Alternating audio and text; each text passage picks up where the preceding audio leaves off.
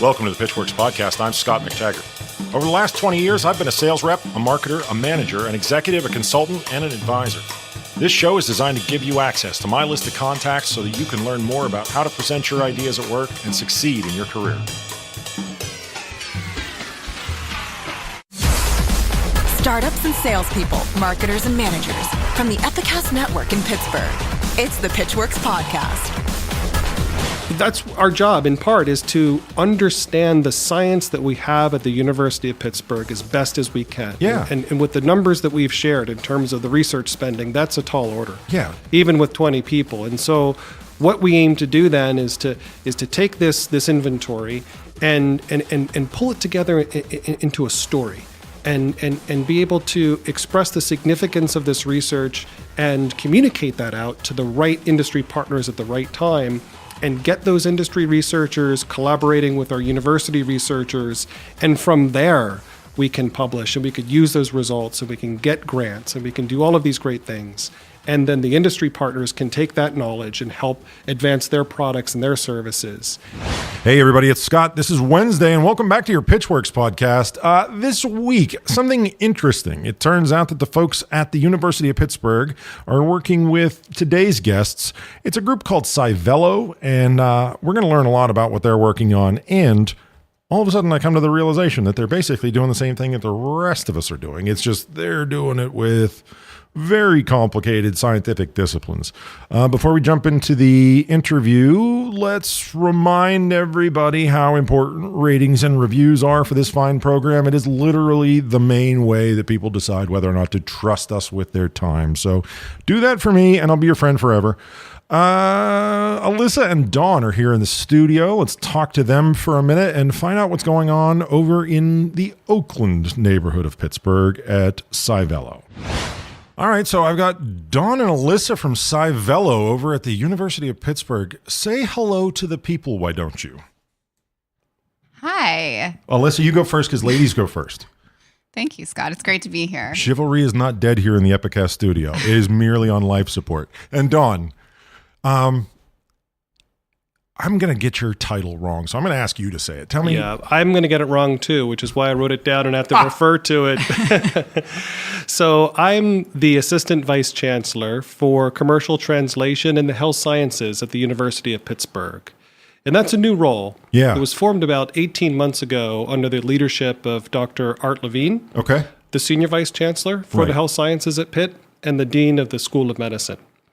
And through this role, Art Levine and I decided that it would be important to establish a program dedicated to assisting the faculty across the campus with an emphasis within the health sciences schools to help them with orienting their research toward useful commercial applications. Oh, we're going to tear into all of this. So, all I knew was the fact that I was going to botch up that title of yours because it's difficult for somebody who's not in that environment to really kind of wrap their head around it, right? So Assistant Vice Chancellor is how I plan on addressing you whenever your title comes up for the rest of this conversation, and I hope that's all right. And Alyssa, as I understand it, you're handling sort of the marketing and sales and those kinds of things in terms of getting the word out as far as the organization within Marketing SciVelo. and communications. Marketing and comms. Very good, very good. Noble work to be sure. And we're going to get to some of that because I've seen some of your work, and honestly, you're doing pretty impressive things considering the fact that you come from a completely different background. Thank you. So let's start with SciVelo. Tell me how it got named. Great question. Thank you. It's a contraction of science and velocity. Okay. So we're all about the science. Got it. We're about really trying to take that science and help sort of shape it and form it and wrestle it down in ways that the science can emerge into medical devices or molecular diagnostics or digital health solutions for patients. What you're doing is essentially getting a bunch of different teams that speak different, I'm going to say languages, right? Because you use translation as sort of your term, to get them all on the same page so that they can work together a little bit more efficiently. Is that an accurate representation? It is, being inclusive in the way that we help to really get the backs of the investigators is really important for what we do at SciVelo and the University of Pittsburgh overall, because as a university, we are naturally segmented by academic discipline, whether you're in the School of Medicine or School of Engineering or the School of Arts and Sciences, et cetera. And what we aim to do through SciVelo is really, work across those academic domains and disciplines and bring together experts in their fields to address major unmet needs in healthcare. Yeah, it seems as though you're tackling big problems, so you have to bring in people who are mature within their discipline, and they don't always agree on what the terminology should be. That's right. And problem definition is really the cornerstone of what we do at SciVelo. Is we really help to wrestle down, what is the problem that we're trying to solve? Yeah. And how do we articulate that problem? How do we look at it? What are the component parts? How do we prioritize those component parts? And how can we bring teams together to solve those problems and look at those problems from different perspectives? Because sometimes there's a very simple technology solution to the problem, and sometimes it can be very, very complex. So who is your customer? Our customer is always the faculty and the staff and the students. Okay. So the stakeholders within the university that are doing research, where they want to take that research and move beyond the basic science. The basic science is so important. In fact, Dr. Levine says that without the basic science, we would have nothing to translate. And ultimately, that's what the university is there to do, is to really enrich the knowledge base across all these He brings you many back to disciplines. first principles. First principles. And so what we do is we help to take that basic research, that basic scientific research, and look at it in different ways and ask different questions about that research. Come up with different hypotheses with an end user in mind, typically a patient. A lot of what we do is health sciences oriented, right? Versus things like environmental health. Because at the University of Pittsburgh, on. you've got affiliations with all of these various health practitioners, right? And they obviously want the latest information available, even if you have to maybe go to the College of the Arts and Sciences or the engineering crew. Am I on the right track here? Absolutely. And we work closely with the clinicians. Having that clinical input at the epicenter of the problem statement is very important. And oftentimes, if it is a clinical problem statement that we're wrestling down, to really precisely define what is the problem that we're trying to solve does require those different disciplines. Maybe a behavioral scientist would be involved, an economist maybe, a nurse. Right. That's cool. Yeah. So everybody studied for years and years and years, and they all come to one table trying to solve a problem. And Alyssa, here you are. You're a PhD candidate, yes? Yes. Okay. So, and I say this with all the love in the world, how in the hell did you end up doing the marketing for these fine people? That's a great question. So I have an interest in science communication. Yeah. And I started networking a lot within the university. And that's how I learned about SciVelo. It's only a year and a half old, the program. So I was introduced to it through networking and ended up going through the interview process after explaining my interests, and I'm very happy to be a part of the team. I've really, I've learned so much about the commercial translation process, and it's really helped me to develop my cross-functional skill sets outside of my academic background. How many of the people that you're communicating with just get hung up on the fact that they hear translation and they think about like English to Spanish translation? Like, how is it 10% of the people? Is it 50% of the people when you're trying to break through with your marketing message?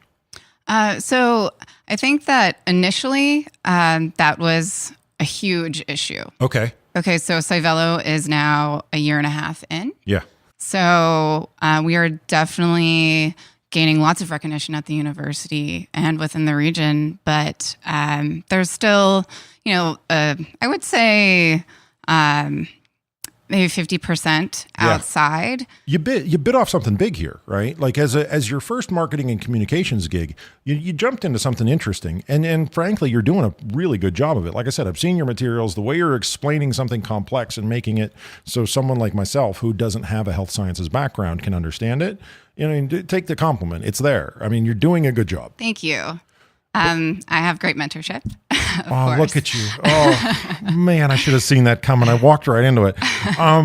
But, it does feel like a large part of it would probably be for the people that maybe you're trying to hire, right? Like you're trying to bring somebody in. Like you said before we started recording that maybe you were trying to create a new position. What's that position? Yes. So someone to handle the events. Right. And also serve as marketing assistant. Do you want to use the show as a way to sort of recruit for that?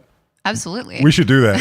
All right. So if somebody wants to be a marketing assistant and event manager? Yep. So one of the events that I'm actually working on right now is a speed dating event with the Clinical and Translational Science Institute for investigators to network with university stakeholders and those outside of the university. Yeah. So connecting them with resources that are invaluable once they've gone through the Pitt Innovation Challenge. All right. So what kind of a background are you looking for in that position? Like, I should apply if... It's definitely someone that has experience with planning events. There you go. They enjoy planning events, meeting new people, right? Because a lot of interaction there. So you're right there in Oakland, right? Yes. Okay. So being pretty close to Oakland sounds like it'd be useful.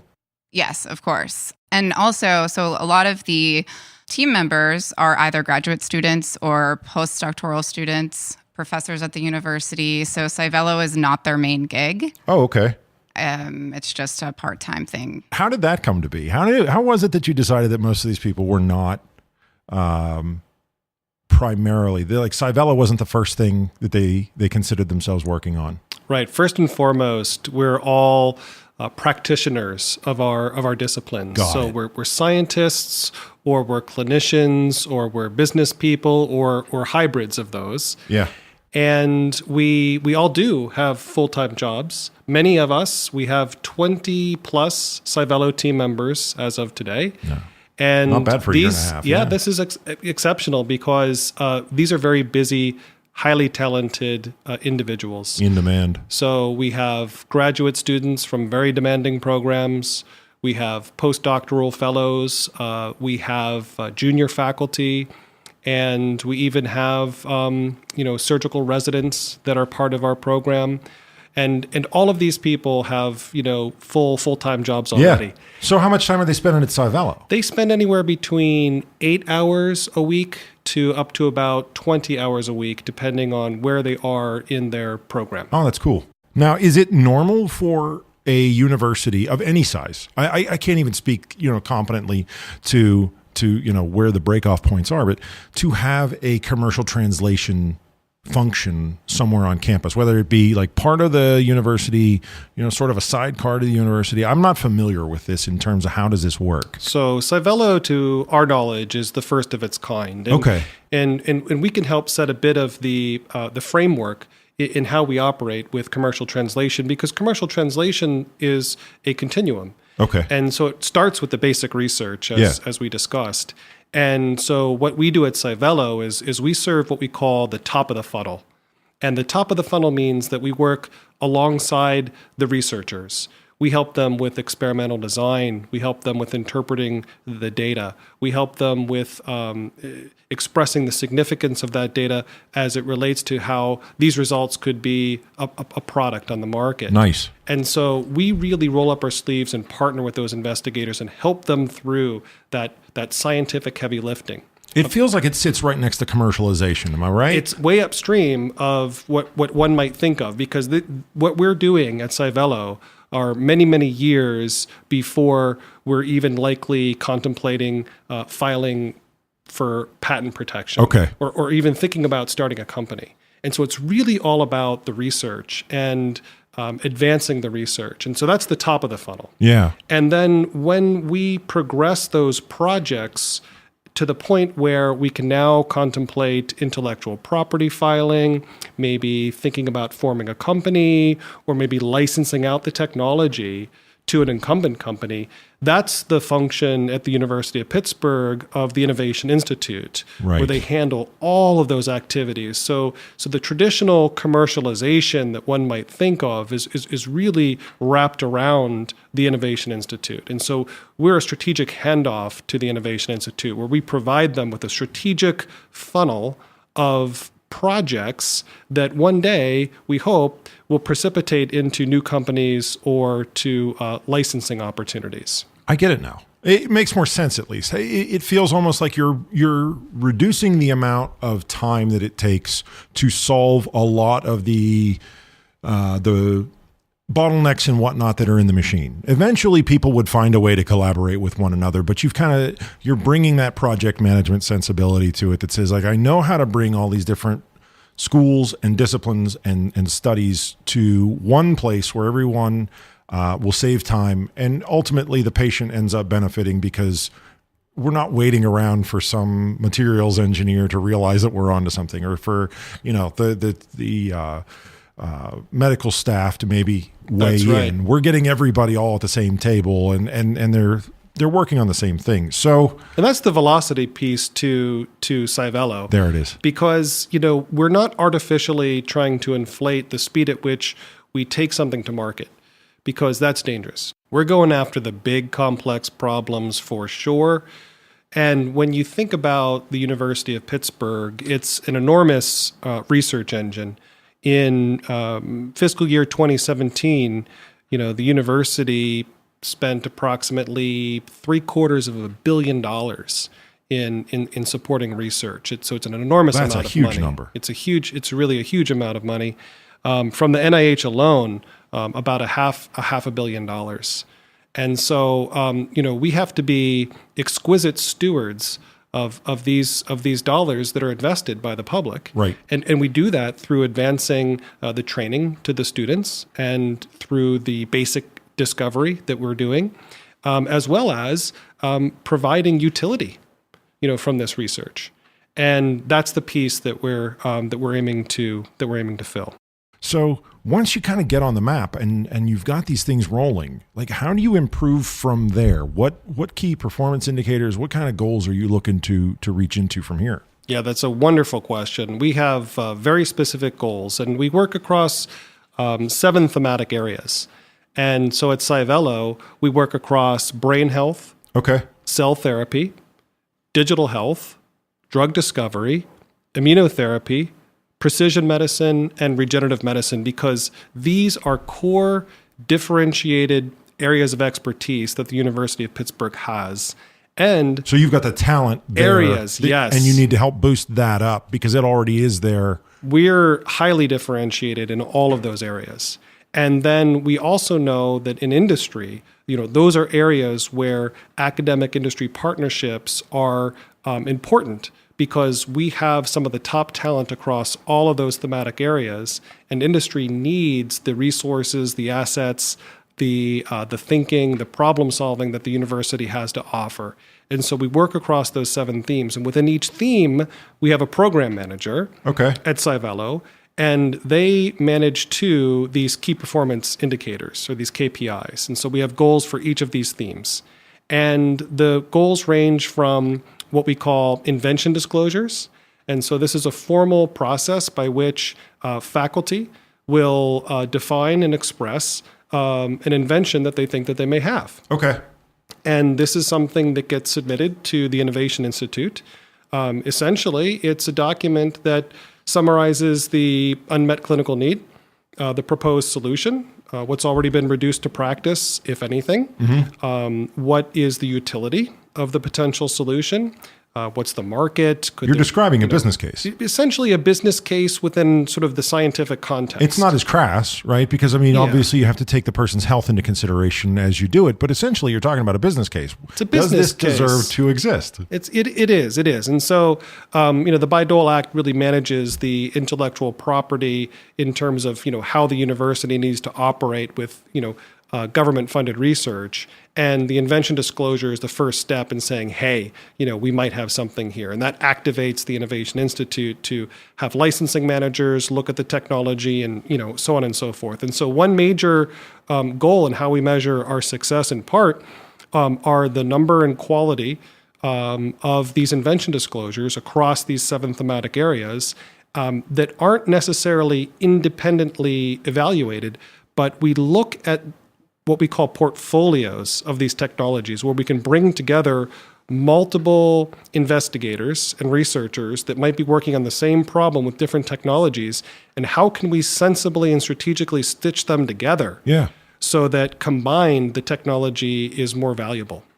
When you're identifying like a potential corporate partner, what are you looking for? Well, industry-sponsored research is one of the mechanisms by which we can fund research. Okay. So, if we're going to engage in research of impact, not all research is going to be suitable to the National Science Foundation or the National Institutes of Health and these traditional government-funded sources. Okay. And we have industry out there. It could be big pharmaceutical companies. It could be digital health companies. You asked, who's our client? Right. Well, our client kind of want to know are the faculty and the staff and the students that want to engage in research of impact. And so, if we can't get them funded through the traditional mechanisms, industry is a great, rich opportunity because they have questions that they need to answer to commercialize their products and technology.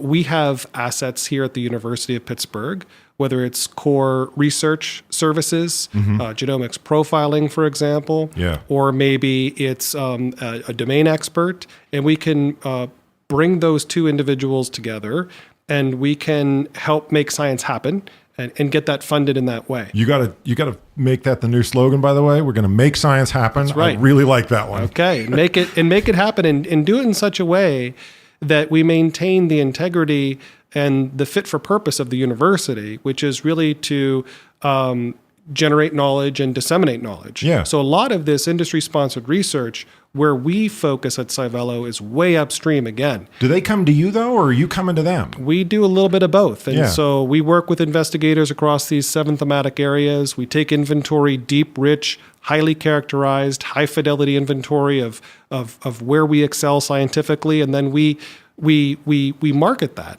You have tremendous command of the language, by the way. Congratulations on that. Not a whole lot of people can say that. Okay. No, I'm not joking. Like, I'm not sure if anyone's ever complimented you on it, but it's true. Yeah, well, thank you. But that's our job, in part, is to understand the science that we have at the University of Pittsburgh as best as we can. Yeah. And with the numbers that we've shared in terms of the research spending, that's a tall order. Yeah. Even with 20 people. And so what we aim to do then is to take this inventory and pull it together into a story and be able to express the significance of this research and communicate that out to the right industry partners at the right time, and get those industry researchers collaborating with our university researchers.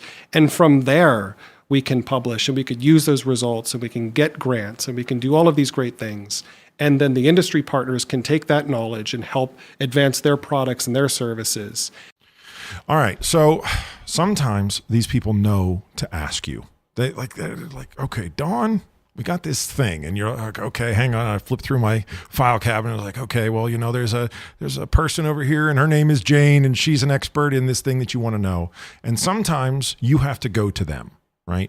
And that sounds very messy, especially with 20 people. And you think about some of the major names that exist in this space. But you've got an awful lot of people. So you have to be able, if I'm right, to optimize the accessibility of information for people that are interested in it. What does that look like? How are you doing that right now? So right now we're doing this internally. Just sort of my passion for information management and informatics has pulled us into a really exciting initiative at SciVelo to develop a database that consists of the faculty across the 6 schools of the health sciences, the Swanson School of Engineering, and some other schools at the University of Pittsburgh. And we're able to then sort of query across this database and say, who at the University of Pittsburgh is working on this particular facet of, say, cancer immunotherapy. There you go. Yeah. And, and what's special about that? Now, do outsiders have access to it, or do they have to call you to get it? No, absolutely not. I mean, this is information that's all confidential. It's within just our 4 walls because it's the way that we think about how this science could be composed into something that could be commercializable. Right, yeah. Okay, and so it's really shared by the stakeholders across our campus. Okay. And so we use this information with the Innovation Institute, with the Office of Economic Partnerships through Rebecca Bagley.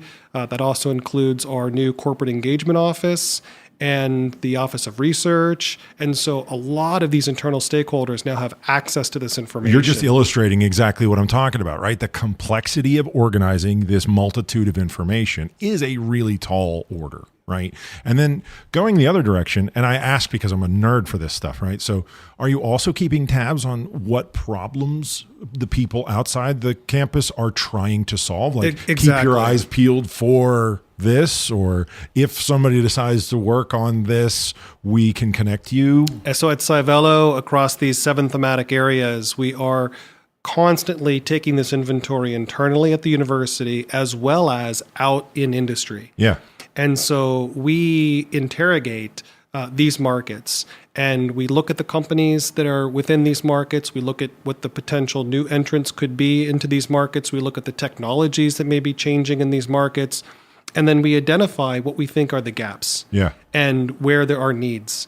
And then we look at where the opportunities are, where we have faculty that have bandwidth, where they really want to get this research done, but they just can't get it funded. This is the same thing we do with CRM for somebody who's selling copiers. It is literally the same thing. And you've just picked such a huge database to build, right? We did. You actually have to get the translation team involved in what's in the database, if I'm right. That's right. That's right. And so just, composing sort of the data architecture of how you think about just pick one small sliver, neurodegenerative disease and how you think about that sort of topically and the hierarchy and the taxonomy of that. Yeah. And then how you map that to the research that's being conducted at the university, how you match that to products and services on the market is very complex. And that's just one of many of the scientific areas that we're managing. Organizing that information is got to be a full-time job for at least a few of those 20 people. We got to get you more people, man. Yeah, we do. We really do. But we have wonderful partners, and it's been, through a lot of leadership that the chancellor has brought to the university. The change in culture that the chancellor has brought to the university has been palpable. We have a new senior vice chancellor for research, Rob Ruttenbar, who's making incredible progress in such a short period of time, really helping, again, to bring these groups together, to knit them together strategically and sensibly. And so we're really excited about that. Well, Alyssa's going to sit there and blush and shrink when I say this, but I will say that you also have good help in terms of helping to boil things down and communicate. Well, we wouldn't be here without Alyssa. So I'm very impressed. And if it's all right, I'd like to have some of those PDFs so that we can put those up and people can see exactly how you took. Don, don't take this the wrong way, okay? A lot of people don't understand what you're talking about, right? They don't, because of what you're solving these huge problems. And then you have to come talk to the rest of us who, well, we watch Big Bang Theory. And Alyssa, she shared some of the background history of some of these pieces that have been created and how they get distributed. Take the compliment. Thank you. All right. Just that. Alyssa, for those of you who have not been here in the studio, Alyssa is not a big fan of taking compliments, and she's going to have to work on that. But they're beautiful. The pieces are beautiful. You're boiling it down nicely. I told you I loved the icon usage, the way that you found effective shorthand for people. I don't know how many iterations it took, but congratulations. Thank you. And the website was a massive undertaking earlier this year. That was the first project that I worked on, and I'm still expanding. But I would definitely encourage the listeners to check out our website, scivelo.pitt.edu. You can get more of a feel for what SciVelo does if you're still a little confused.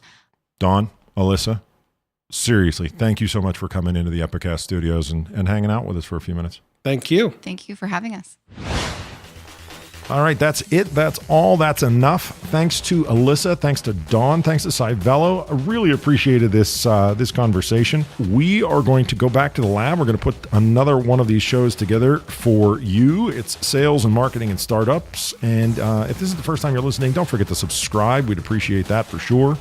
It's a way to make sure that you get this show every week auto-magically. So yeah, me and Buzzy are going to go work on the next one. We'll catch you next Wednesday. Take care of yourself in the meantime. The Pitchwerks podcast comes to you from Pittsburgh, Pennsylvania, a production of the Epicast Network and McTaggart, LLC. Engineering and production by Buzzy Torek and Nick Miller. For more information, show feedback, and ad sales, visit pitchwerks.com, pitchwerks.com. On social media, find and follow the show on Twitter, LinkedIn, Facebook, and Instagram using that same brand name, pitchwerks.